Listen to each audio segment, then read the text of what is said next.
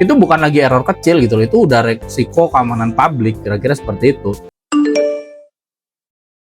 Mungkin ketika teman-teman mendengar kata AI yang nggak aman, itu mungkin pikirannya adalah mungkin terjadi bug gitu kan, terus ada error, atau ya AI yang dia jawaban-jawabannya itu halu gitu kan, ngelantur gitu kan.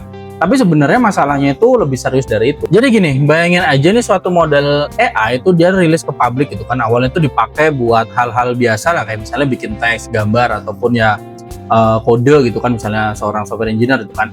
Tapi ternyata ada orang iseng yang berhasil minta dia tuh buat memberikan instruksi secara detail buat merakit bom misalnya seperti itu. Itu bukan lagi error kecil gitu loh, itu udah resiko keamanan publik, kira-kira seperti itu. Dan misalnya contoh lain ya, misalnya AI di sektor kesehatan misalnya gitu.